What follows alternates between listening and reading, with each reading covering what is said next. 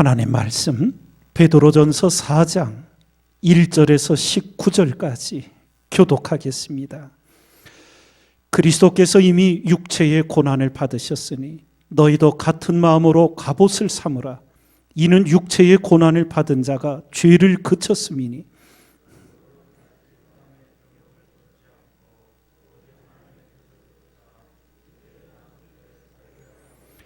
너희가 음란과 정욕과 술 취함과 방탕과 연락과 무법한 우상 숭배를 하여 이방인의 뜻을 쫓아 행한 것이 지나간 때가 족하도다.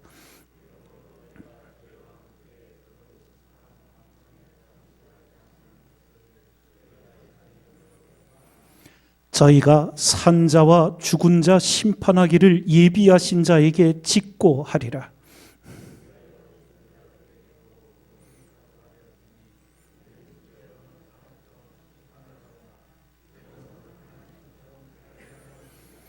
만물의 마지막이 가까웠으니 그러므로 너희는 정신을 차리고 근신하여 기도하라.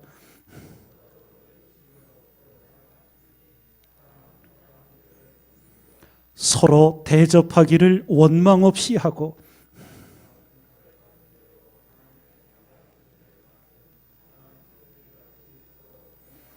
만일 누가 말하려면 하나님의 말씀을 하는 것 같이 하고 누가 봉사하려면 하나님의 공급하시는 힘으로 하는 것 같이 하라.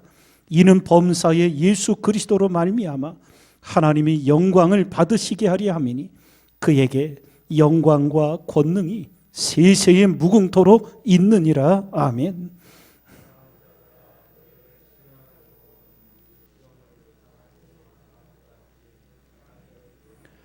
오직 너희가 그리스도의 고난에 참여하는 것으로 즐거워하라.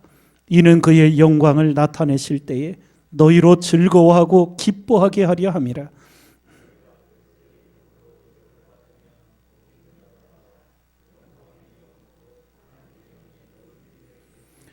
너희 중에 누구든지 살인이나 도적질이나 악행이나 남의 일을 간섭하는 자로 고난을 받지 말려니와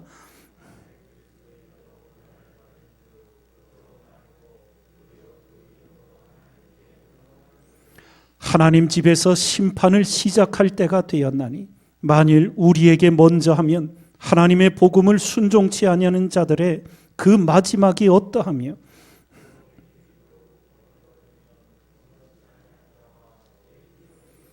함께 읽습니다.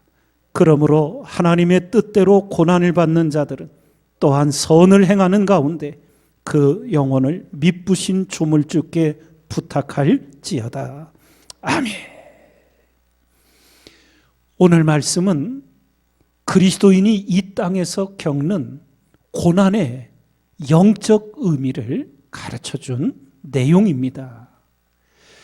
그리스도인들이 예수님을 영접하고 믿음의 삶을 살아가면서 꽃길을 걷는 것이 아니라는 것은 우리가 이미 알고 있습니다. 오히려 예수님을 믿는 것 때문에 우리는 세상에서 환난을 당하고 어려움을 겪게 됩니다. 사도 베드로는 그러한 것에 대하여 왜 우리에게 그런 일이 있는지를 알려주고 어떻게 이겨내야 하는지를 오늘 말씀 속에 일깨워 줍니다. 먼저 12절과 13절을 보면 이렇게 가르칩니다.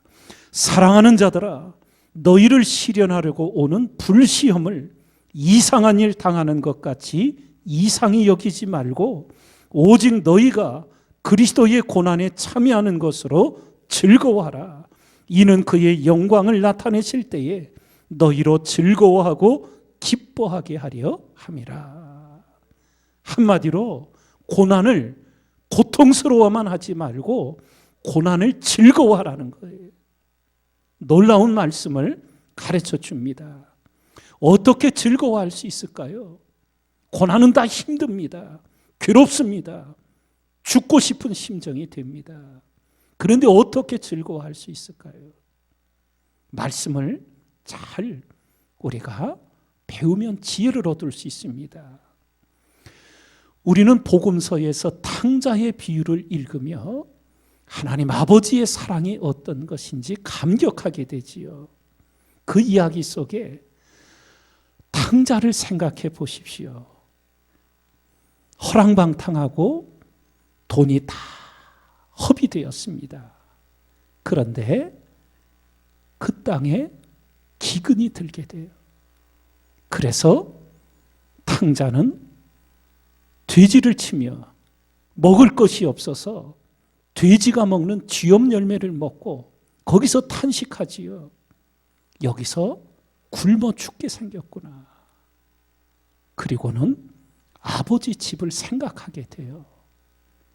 그리고 결국 부끄럽지만 용기를 내서 아버지 집을 향하여 가지요.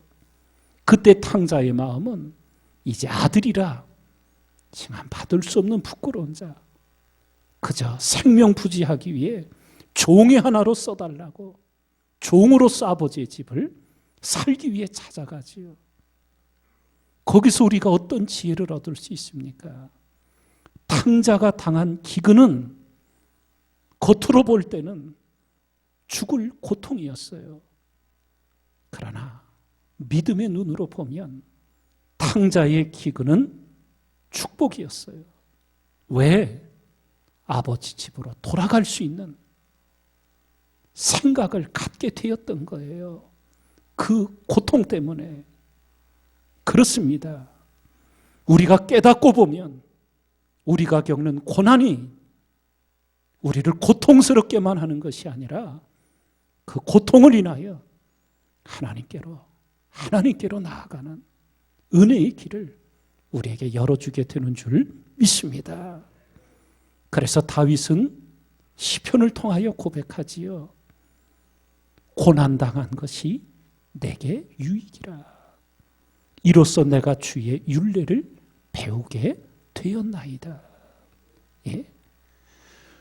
고난을 고통스러워만 하는 어리석은 자가 아니라 고난을 통해 하나님께로 더욱 도약하고 성장하는 믿음이 되는, 고난의 용광로를 통과하며 타버리는 것이 아니라 정금이 되어 나오는 욥의 신앙인, 바로 하나님께서 우리에게 이루고자 하시는 역사인 줄 믿습니다. 성경이 가르쳐 준 대로 고난을 고통스러워하지 말고 즐거워할 줄 아는 지혜와 믿음을 가진 자 되도록 말씀 속에 깨닫고 담대함을 갖는 우리들이 되어야 될 줄 믿습니다. 우리말에 이런 말 생겼더라고요. 골골 80이라고. 이제 그 말도 바뀌어야 될 것 같아. 골골 100세라고. 예. 약한 사람이 약하게 태어났어요. 예. 그래서 평생 건강 때문에 힘이 들지요. 근데 매사에 조심을 해. 무리하지 않고 과로하지 않고. 예. 그런데 건강하게 태어난 사람은 과로하게 되고 욕심을 갖게 되고 그러면서 어느 날 덜컥 중병에 쓰러지게 되지요. 약한 사람이 오히려 조심하면서 오래 사는 역설을 보잖아요. 내게 주어진 어떤 환경, 어떤 일들이든 그것을 감사함으로 받으면 버릴 것이 없다고, 그것을 은혜로 삼아서 우리가 고통을 즐길 줄 아는, 그래서 하나님께로 더욱 깊이 도약해가는 여러분과 제가 되어야 될 줄 믿습니다. 이러한 지혜와 용기를 가르치며 사도 베드로는 마지막 때를 겪게 될 성도들을 위해 5가지를 오늘 구체적으로 권면합니다. 우리 7절부터 보면 만물의 마지막이 가까웠으니 그러므로 너희는 정신을 차리고 근신하여 기도하라. 이렇게 먼저 권면합니다. 정신을 차리고 근신하여 기도하라고. 늘 말씀드렸습니다. 새벽 기도의 제단, 금요 심야 기도의 자리 나와 있지만 다 기도하는 거 아니에요. 집중하고 마음을 전심을 쏟아 기도에 훈련하지 않으면 우리는 자리에만 앉아있지 실상은 기도의 깊이로 나아가지 못하는 안타까움이 있을 수 있습니다. 새벽 기도의 시간, 어떤 분은 출근과 여러 가지 일 속에 10분밖에 기도를 못 하실 거예요. 어떤 성도면 30분, 1시간 기도하실 수 있을 거예요. 기도의 분량이 어떻게 되든 온 마음을 하나님께 쏟아 그 기도의 시간 정신을 차리고 근신하여 기도하며 하나님께로 가는 우리가 돼야 될 줄 믿습니다. 두 번째로 무엇보다도 열심으로 서로 사랑할지니 사랑은 허다한 죄를 덮느니라. 더 말할 필요가 없겠고요. 9절에 서로 대접하기를 원망 없이 하라고. 사람은 대접받기를 원하지요. 근데 성경은 대접하라는 거예요. 내가 섬김을 받으러 온 것이 아니라 섬기러 왔다고. 우리 주님이 모범을 보이셨잖아요. 대접하는 성도의 삶. 네 번째로 10절에 각각 은사를 받은 대로 하나님의 각양 은혜를 맡은 선한 청지기 같이 서로 봉사하라. 세상은 온통 대가가 있어야 일을 하려고 해요. 그러나 그리스도인은 대가를 넘어서 하나님의 영광을 위해 금전에 어떤 대가 없이 봉사할 줄 아는, 그것을 기쁨으로 삼고 인생의 영광으로 삼는 그리스도인의 생애를 살아가야 될 줄 믿습니다. 언젠가도 말씀드렸지만 미국 사회에서 참 깊이 감동을 받은 것 여러 가지가 있는데 그 중에 하나가, 우리나라는 평생 열심히 일하고 은퇴하면 쉴 생각을 합니다. 그런데 기독교 정신으로 살아온 미국 사회는 그렇지 않더라고요. 은퇴를 하면 쉬는 게 아니라 봉사의 자리를 찾더라고요. 그래서 한번 교회 성도님이 병원에 입원을 해서 병원을 갔더니 저희 있는 지역에 제일 큰 병원이었어요. 어마어마하게 커요. 그런데 로비 입구에 들어갔는데 백발이 성성한 할아버지 여러분들이 거기를 왔다 갔다 하시는 거예요. 이분들이 보니까 정정하고 건강하신 거예요. 병원에 오신 분들이 아닌 것 같아. 그래서 궁금함이 생겨서 알아봤더니 그 백발이 성성한 할아버지들이 무슨 일을 하느냐 하면, 미국은 땅이 넓잖아요. 자녀들이 다 독립해서 뭐 이렇게 서울, 부산 정도가 아니에요. 비행기 타고 3-4시간 걸리는, 자동차로 오려면 며칠이 걸리는 그런 거리들에 떨어져 살잖아요. 그런데 거동이 불편한 사람이 독거노인처럼 홀로 가하는데 병원에 와야 돼. 그럴 때 병원에 전화하면 이 자원봉사하는 할아버지들이 가서 그분을 모시고 병원에 치료받도록 데려오시는 거예요. 그리고 입원이든 치료가 마치든 집으로 또 가야 하면 그 자원봉사자들이 그분들을 집으로 또 다 모셔다 드리는 거예요. 금전의 대가 하나도 없어요. 기름값도 안 줘요. 그런데 그걸 기쁨으로 봉사하는 거예요. 그걸 인생의 마지막 낙으로 할, 그렇게 기독교 신앙을 실천하는 거예요. 그런데 그러한 것들이 사회 곳곳에 보이지 않는 곳에 일어나는 거예요. 동네마다 도서관이 있어요. 저도 그 도서관을 집 앞에를 잘 이용을 했는데, 예를 들어 도서관의 운영을 위해서 직원이 10명이 필요하다, 유급 직원이 10명이 필요하다면 정부에서 월급을 받는 직원은 하나 둘밖에 없어요. 그리고는 8명의 월급을 받아 일할 사람의 몫을 자원봉사자들이 그 동네에 50명, 100명이 있어가지고 그분들이 대가 없이, 나는 월요일 아침 9시부터 1시까지, 어떤 분은 1시부터 5시까지, 어떤 분은 5시부터 10시까지, 이렇게 봉사자들이 와서 그렇게 봉사하고 월급을 줘야 될 그 비용으로 계속 시설들을 확충하는 거예요. 은퇴하고 그렇게 섬기는 거예요. 봉사하는 거예요. 사회를 위해 봉사하는 거예요. 백발이 성성한 할아버지 할머니들이 사서처럼 와서 빌려갔다 반납한 책들 제자리에 번호를 찾아서 꽂아넣어. 이분들이 뭐 어떤 분들인가? 다 자원봉사하는 분들이. 은퇴하고 좀 쉬려고 그랬더니 목사 저런 소리를 하나 그래. 예? 봉사의 삶. 그 속에서 하나님 주신 기쁨을 누리는 거예요. 말씀이 길어졌습니다. 마지막 11절.